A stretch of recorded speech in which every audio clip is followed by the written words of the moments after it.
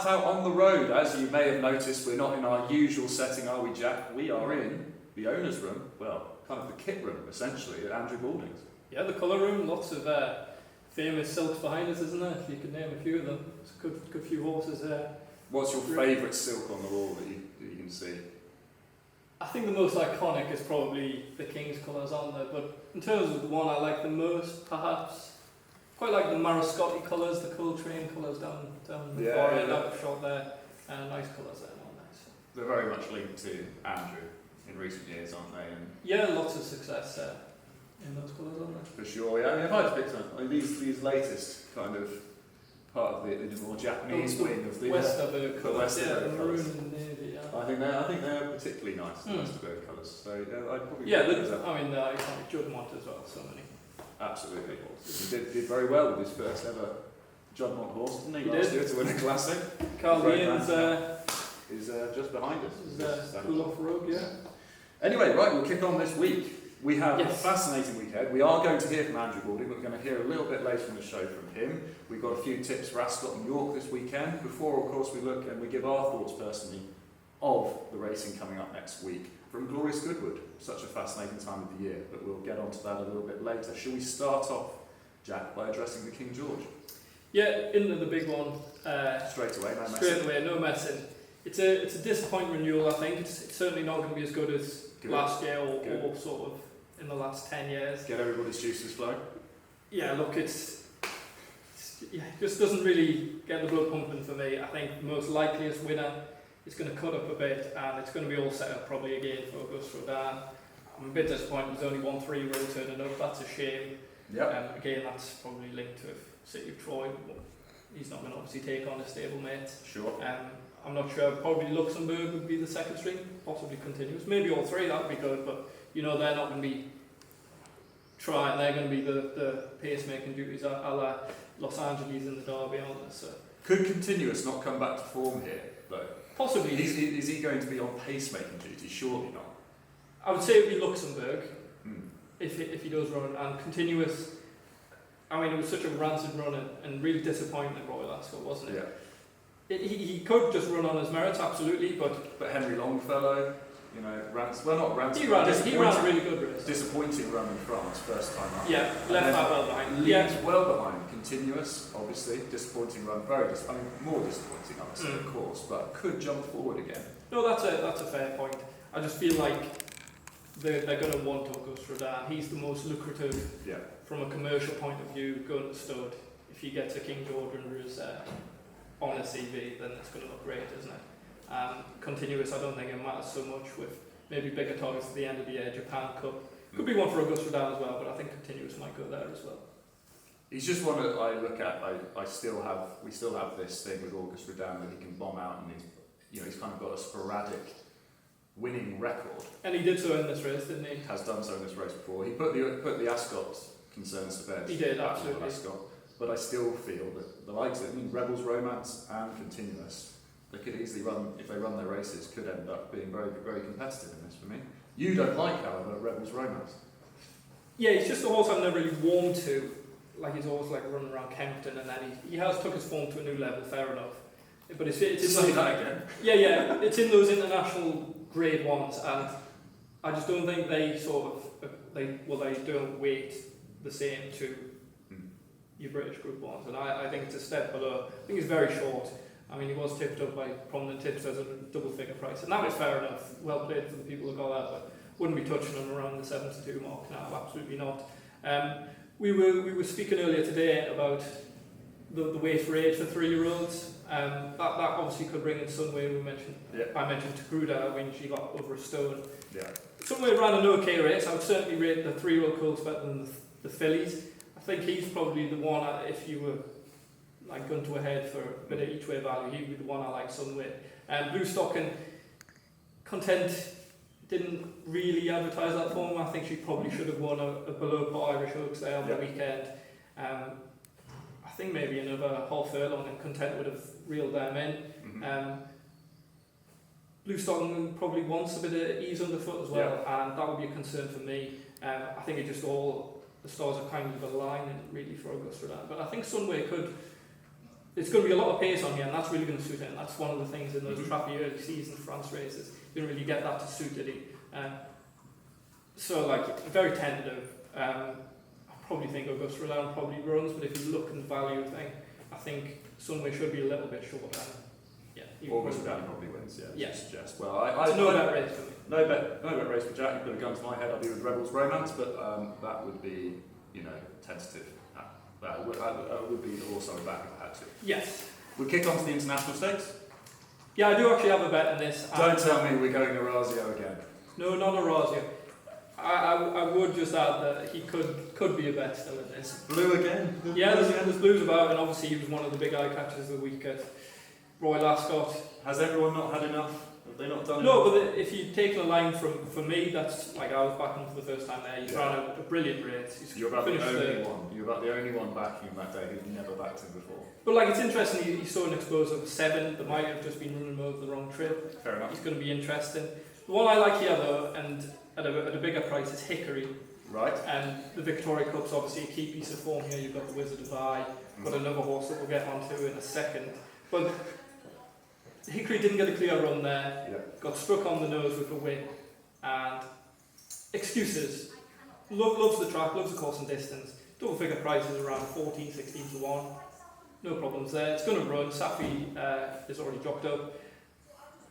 The reason I think is a bigger price than it should be is last time out in Newbury, it was a front runner's benefit that day. He was held up. Nothing got in contention from off the pace. Without that run, I'd say it'd be single figure prices. Certainly on the strong back of Ascot form as well. And I just really like Hickory. There's a couple of us. Orazio, if he gets a high go, I probably will take 2 bullets. I just want to mention New Image as well. He was a really big eye catcher behind Tolstoy at York last time out. You've got Alto, who's come out and won the Bunbury Cup. He's in here as well. Well, how many do you want to have? No, but on that line of form, that's a big boost to New Image. He was a huge eye catcher.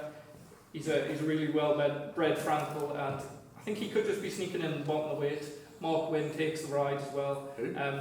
Mark Wynn. Mark Wynn. Yeah. I just thought he said Mark Bond in a funny accent. No, Mark Wynn. Yeah, Tudup's going to be riding at York. I suppose Tudup could have been on fresh as well. Yeah. But New Image, I like him as well. There's been nibbles for him this week. He was around 20s at the start of the week. But yeah, it'd be Hickory, probably New Image, and then Orazio.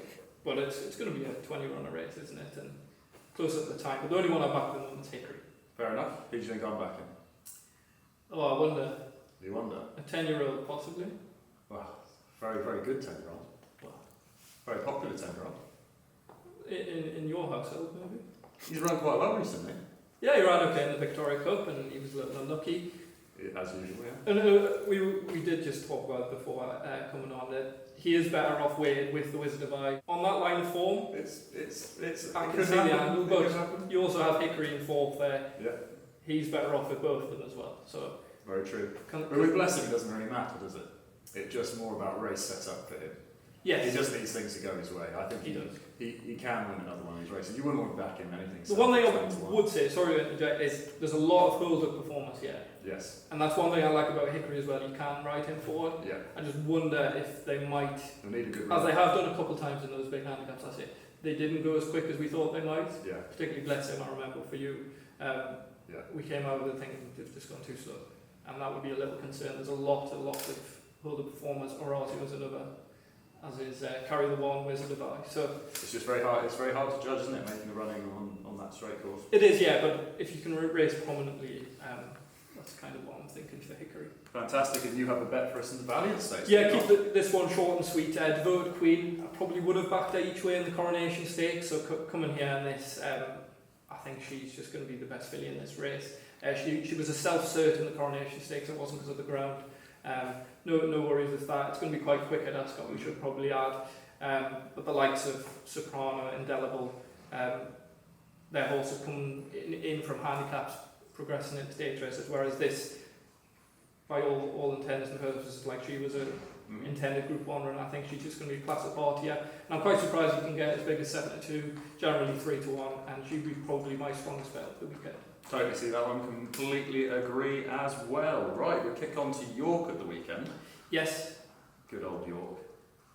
A few interesting races. The Dash, Yeah. I think that gets diluted a bit with obviously the Stewards Cup we're going to get on. It's only like 38 grand to the winner now. I feel like it used to be a lot more lucrative. So the turnout on that's not so great. So probably just move on to the Ascot and York Stakes, the feature race.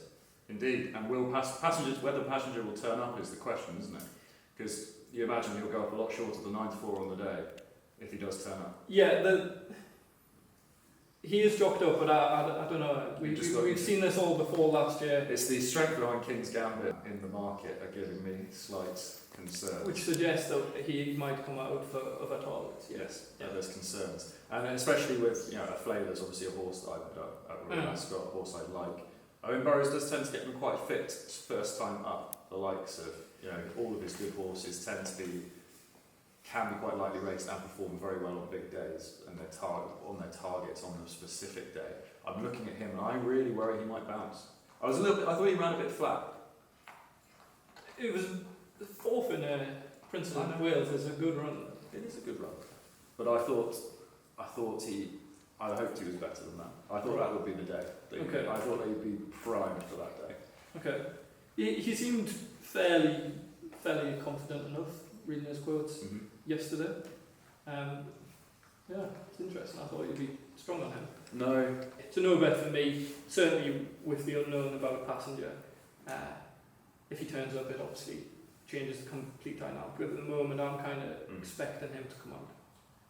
As we're anti-post at the moment, I would personally, at the moment, the bet I would like is I'd split a 1 point stake between King's Gambit and JRB. Yeah, you're going to get your 3 places, aren't you? Yeah, but I mean... Or is it win only? No, I would be going win only. I just no, that's I'd have half a point on each, Dutch them exactly. And I think JRB was a slightly fortunate winner at Ascot, but I think often we do undervalue horses that get the job done and look for unlucky losers. Yeah. And so often the form gets upheld next time because similar things happen again. Similar things can happen in racing, and I don't think he deserves to be over double the price in a place. So I would probably split my stakes between the two. Well, my stake between the two. I worry our Flavour might bounce. Passenger might not turn up at all. So an anti-post play would be, I think, sensible between those two. Fair enough, yeah. And like the Royal Rhyme, Almabia, they are horses that want soft ground. Yeah. So, but if they do get a bit of showers, maybe good. So Royal Rhyme, I think he'll be the value there. He is a proper Group 1 performer. So 100%. Yeah, definitely a no bet for me at this stage. Opulence Thoroughbreds is a racing and breeding syndicate operating at the highest level, with top quality horses, first-rate trainers, stable visits, social events, and not forgetting your share of the prize money and sales proceeds. Nothing compares to the thrill of watching your horse win. Head to opulencethoroughbreds.com to find out more. So, kicking on. Goodwood next week. Exciting. What a time of the year. Always we're right in the crooks. We're right in the real heat of the flat season now with Glorious Goodwood around the corner. So, as we are here at Andrew Balding's, why don't we hear from him and have a real rundown of his team for next week? So Andrew, we're approaching the real crux of the season now and you're motoring along with an excellent strike rate in recent weeks. How are things going ahead of Goodwood? Pretty good. We've had a strong season, probably not as many big winners as we'd like to have, but Goodwood's a place to put that right, I hope. And this is a meeting you've had great success at over the years, from Here Comes When, Alcohol Free and the Sussex States. Which memory stands out above them all? I think those two you just mentioned were particularly satisfying. I mean, the Sussex States is one of the big races of the season, really. So to win it twice was an amazing achievement for the yard, and it gave us all a great feeling. And the association with Opulence Thoroughbred spans a couple of years now. How pleasing was it to get a listed winner at Purosangue last year? Yeah, great. And I'm so pleased that he's come back this year, and his last run was really strong. Obviously, he ran a good race at Goodwood last year, finishing second in the Morecambe.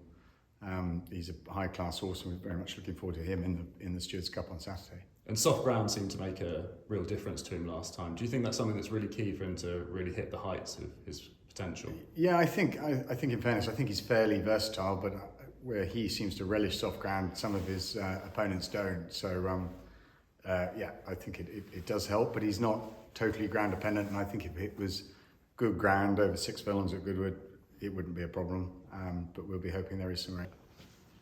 So 3 3-year-olds have won the Stewards Cup in the last 10 years, and one of which was your dancing star, who was trained here, of course. Do you see many similarities between her and Purosangue? Yes, they're both of good ability, but she had come through the handicap ranks and was sort of stepping up through the ratings, and he just sort of crept in the race, whereas he's been obviously showing good form in group and listed races, so he's probably at a higher level than she was at the same stage at this moment in time. But yeah, they're both pretty talented horses. And why now to go down the handicap route with Purosangue? Well, I think we put the entry in there as a possibility in case we hadn't sort of won a Commonwealth Cup or something like that. But I think he's, I think with the prize money on offer there and the fact that it's a very prestigious race makes it quite appealing. Because you could obviously have gone Group 2 on the Friday, 5. Yeah, well, he's still in the Molecomb at the moment, but if we suddenly were looking like we were going to get huge amounts of rain, we might consider that. But I think at this moment in time, the Stewards Cup looks the most likely option. And fantastic. Arctic Thunder was an impressive winner at Ascot before Royal Ascot went on to run quite a promising race, I thought. How's he going at the moment? Yeah, very happy with him. He's worked this morning and he went well. And we just had in mind the 7-furlong 3-year-old race at Goodwood, although there is a mile race as well, which would be interesting for him because I think a mile on a turn would be well within his grasp, but it is I think it's a 0 to 90 and he's rated 91, so we're just at risk of getting balloted out there. So I think it's more likely that we'll go for the 3-year-old 7-furlong race. Fantastic. And Coltrane's heading to Goodwood. I mean, how do you view Coltrane as a horse? I mean, he was a wonderful horse to train, but also very slightly frustrating it must be to have he's come so close so many times. Yeah, well, I wouldn't swap it, to be honest, because he's won a Melrose and a Lonsdale and a Doncaster Cup and other big races.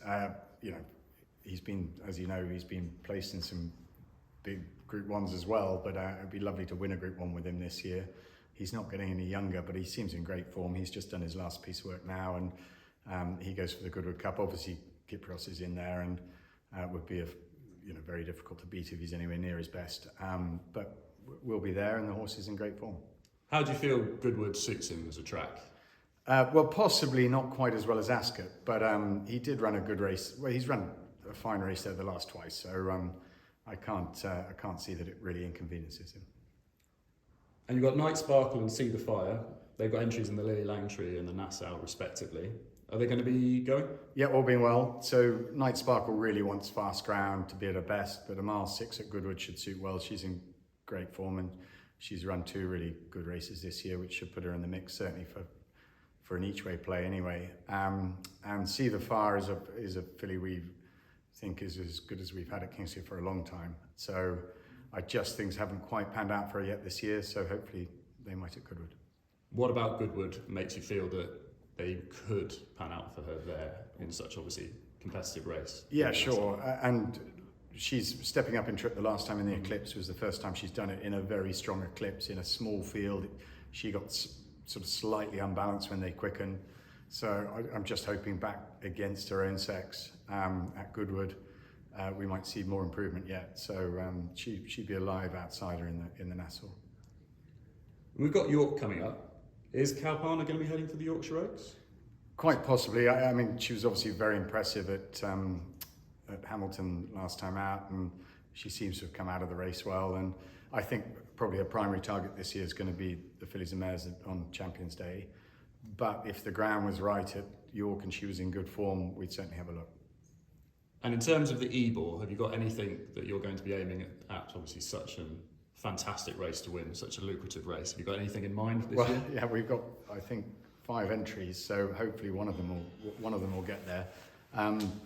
Probably the most certainly Relentless Voyager. It's been his target all along, so he's more than likely going to have a prep run at Goodwood in the Group 3 race on the Saturday, and then go there. And then Fairbanks might well run on the Saturday as well in the handicap. I think the weights were published yesterday and he's number 30. I think he's likely to get in, but if he picked up a penalty at Goodwood, it would just make sure of it. But he obviously was very impressive at Newmarket last time, and he looks to have sort of strong credentials for the race, and Night Sparkle's in there as well. Al Sakib obviously won a Group 3 at the last weekend, and he's gone up in the ratings probably too much before the weights were published to give him a realistic chance of winning it. So he'll probably look elsewhere. So Cool Hoof Luke ran really well at Ascot, didn't he? Finishing 4th in the Coventry. He's heading to the Vintage Stakes, you're telling me. Yeah, we were really pleased with the way. I mean, interesting, the form of his Chelmsford win has worked out really strongly. So it's probably now, in reflection, not a great surprise he ran so well in the Coventry. We felt that an extra furlong might suit him, and certainly I think he'd be well suited by a turning track. So he runs in the Vintage, and until we see the entries, it's difficult to know what sort of chance he'll have. But he's a really strong workhorse at home and looks a pretty talented horse. Tropical Storm for the Richmond Stakes as well? Yeah, he ran obviously a fine race in the Norfolk to finish second, stepping up a furlong we thought would suit him. And he again did his last piece of main work this morning. We were pleased with him, so he's all set.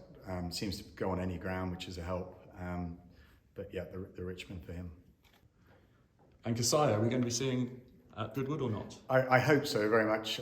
She was got no run in the Queen Mary. Obviously, I think she started favourite for it and just could not get out of third gear. She had a wall of horses in front of her and just never came off the bridle, so it was a bit of a non-event. She'll either run in the Alice Capel or the Morecambe, and I'd hope. I think she's very high-class filly, and hope whatever race she runs in, she'll go well. And out of all your team heading to Goodwood next week, where would you be hoping most that you'll get a winner? Where your most likely opportunity? It's a question you always have to be asked at the end of any interview. Well, I think from a betting point of view, nothing wrong with backing Purosangue each way in the Stewards Cup.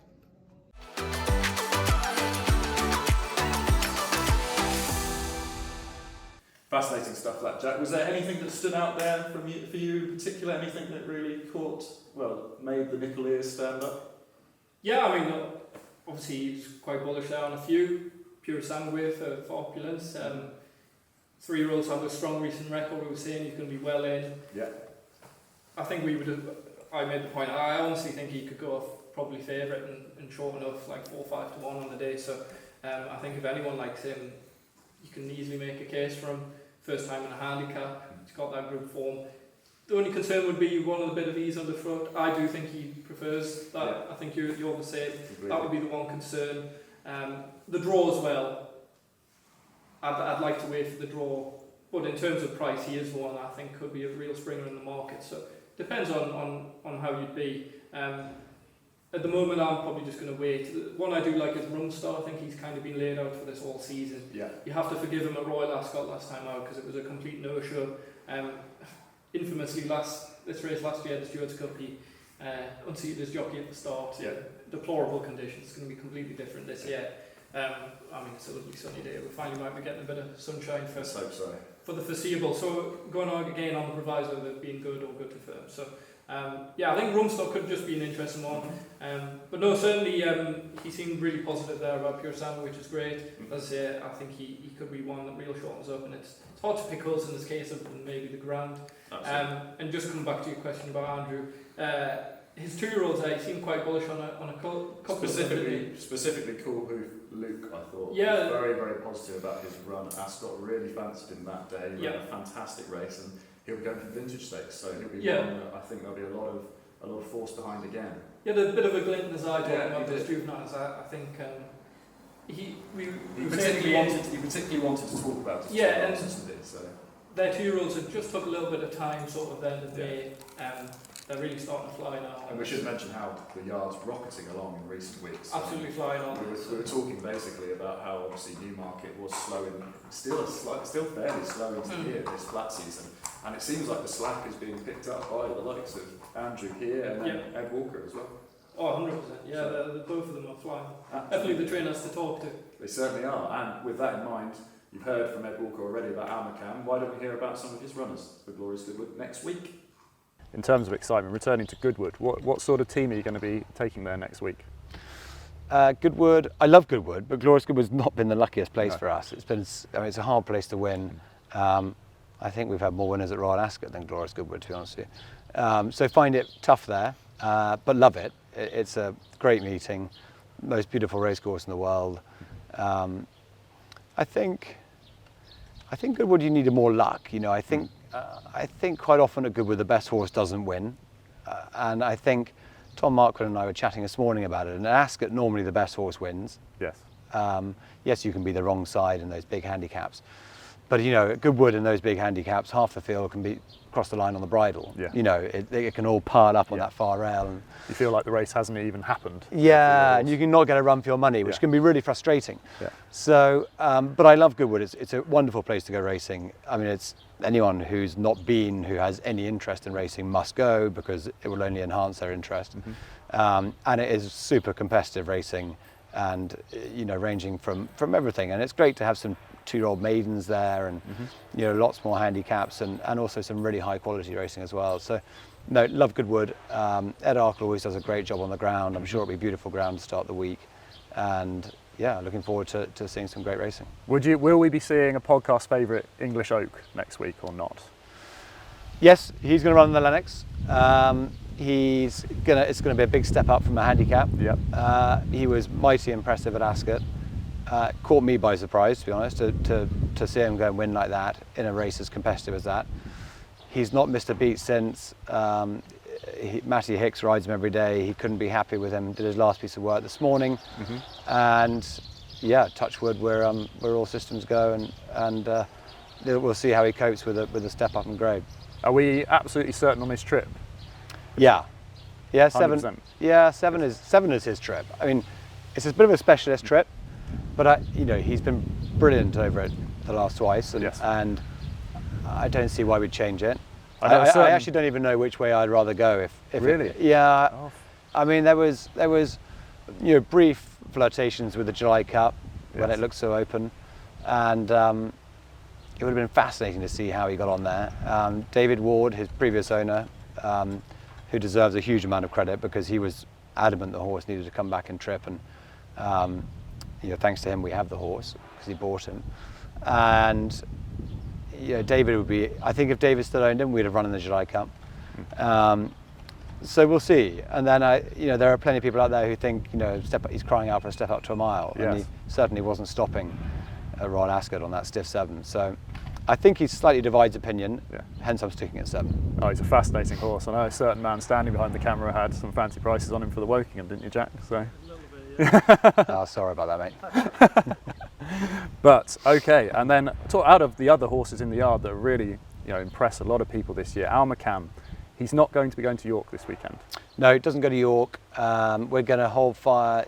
We'll have a look at Haydock, the Rose of Lancaster, and probably more likely go to Deauville for the Group 2 that I can't pronounce. The very valuable 3-year-old only Group 2, probably, where I think economics is being aimed, but you know, we'll take our chance in that, I expect. Yeah, with some of the, you know, the grey areas around economics, he's a horse that maybe you fancy taking on. Yeah, and I mean, he was seriously impressive in the Dante, and you can't knock what he did that day, especially if there was a bit of an issue. And you know, in hindsight, it probably wasn't the strongest renewal, but you can only beat what's in front of you, and he couldn't have done it more impressively. So I think, yeah, he would obviously be a worthy favourite in that. Yes. But your horse stepping up in trip, there's a lot to... I'm really excited about seeing him stepped up. I think he'll definitely stay, and it'll just give him a bit more chance to settle into it. He definitely shaped like that at Ascot, didn't he? I mean, he kind of finished with a lot of running, but he kind of looked a bit outpaced. His great temperament, which will stand him in such good stead later on, slightly, he paid the price for that at Ascot, because he was so laid back and sort of fell out the stalls, and then was, you know, a bit gormless around the bend, lost ground around the bend, and then flew home. And you know, I think he'll be very exciting over 10. It must have been thrilling to see Makarova win the other day as well at Sandown in the Curragh. Yeah, equally as disappointing than she didn't quite get a run in the Sapphire Stakes of the Curragh. So she got all the luck at Sandown and was without it in the Group 2. So she's in flying form, the form of her life, and you know, she'd have given Believing a really good run for her money if she got the gap at the Curragh. So the Flying 5 is high on the agenda. She could go to Goodwood for the King George. She'd need some rain, which looks unlikely, so I doubt she'll go. But no, she's been an absolute star over the years, and I think, you know, she just needs a bit of luck in an Abbey or a Flying 5, and I think she could nick a big one. Is there any horse that stands out for the rest of the season that the Opulence members and the Racing TV viewers should know about that you're really, really excited about? I know it's the question that nobody wants to be asked, but the one you always had to conclude an interview with. You didn't prep me for this one, did you? No. Because then you always go with your instinct, which is what everyone wants. We've got a really nice bunch of unraced 2-year-olds. I'll go for an unraced horse because it's kind of probably more exciting. I'll give you 2 horses. American Arrow, who won first time out as a 3-year-old. I mean, she's still in training despite her difficulties with the stalls because she's always shown so much. And I think she's incredibly talented, and she'll probably run the Dick Hearn next. Right. And, you know, I hope her stalls phobia, you know, improves because I'd love to see her in training next year, and she could be a really, really top-class filly. So she's very exciting. And of the 2-year-olds unraced, I don't want to jinx him, but there's an Oasis Dream of Mr. Sue's called Desert Heart, who's from a good family and is just a beautiful horse. And he's just done a couple of pieces of work, and he's the real head turner of the string, which normally means they aren't the best. Normally the best is something that you don't expect, but the way he moves, the way he looks, he's the kind of, he's the one that stands out amongst the rest in everything he's done from day one, really. So we'll see. I think he's the kind of, I'm not convinced yet, but at the moment he's the one of the sort of more backward wave of 2-year-olds who I think could be quite smart. And then any other horses going to Goodwood that we should take note of? Yeah, got a few handicappers going who I think will have good chances.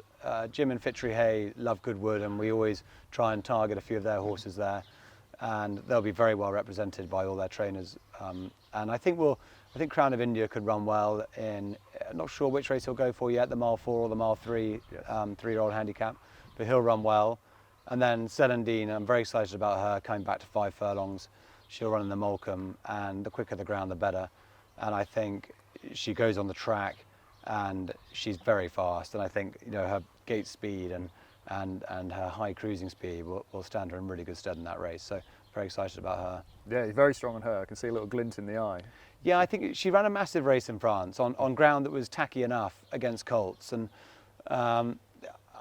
yeah, it's easy to think maybe we should have gone for the Duchess of Cambridge at Newmarket because the filly that finished 3rd behind us in the Empress went and won it. But I still think the ground was wrong that day. I think she just needs it really quick. And if it's a slick surface at Goodwood, I think she'll run huge.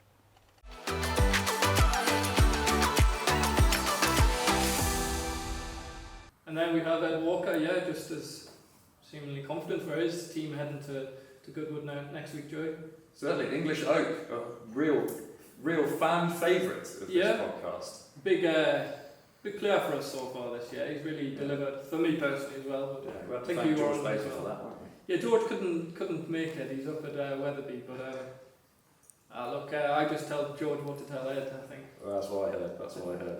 That's your line anyway, isn't it? Yeah. Right. Okay. Looking ahead, we've already thought about the Stewards Cup. You've got a fancy for the Lily Langtry. But I think Keys Chorister's a proper staying there. Yeah. I think they might just avoid Kyprios. I think Clive Wash one off the top of my head. He's on record saying we might just go wherever he doesn't go. And the Lily Langtry is such a value race. 170 rides. Pardon? You can't go for that, can you? No, exactly. And I mean, Free Wind was disappointing last year again. Terrible conditions. Rule that out. But I just think she's the best staying there. You can completely write off the Goodwood Cup, the Gold Cup. Ben Moore had a nightmare, and she was just too keen and pulled that chance away. Back down at 1 mile and 6. I think probably 2 miles is the limit for her, but I just think she should be the favourite here. And you can get 5 to 1, 11 to 2 general price, and she'd be a really, really strong each way bet for me. Each way bet not, because I cannot see this mare out of the frame. It should be quick round, which is what she needs as well, dropping down a trip. I wonder if Ben Moore will keep the ride, but obviously Spencer knows her so well. O'Shea Murphy could possibly take ride. There is a Qatar racing mare in there, so he'll probably ride that. But possibly Spencer could take over again, but wouldn't have any problems really with Ben Moore. She was just too keen on the day over a marathon trip. And I'd forgive her that, and I think she's very good.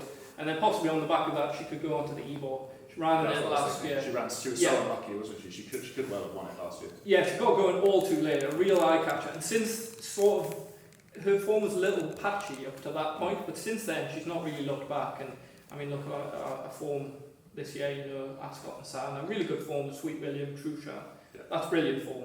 And you're coming in, it's your hidden class job, coming in against your road sex. And I think 11 to 2, 5 to 1, I think she's an outstanding each way bet. And just come back to the Evo there, the weights were released yesterday, so whatever she does now, she might get a penalty. And if she goes and absolutely dots up here and goes up, I don't know, 6, 7 pounds, then she would be well in for that. But so I'll be just keeping an eye on the Evo market while watching that race as well. But no, very strong on her for the Lily Lantry Stakes.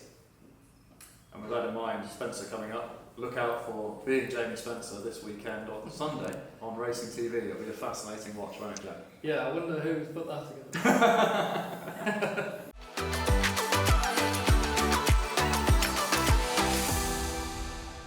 Finally, before we wrap up, we should mention 2-year-olds.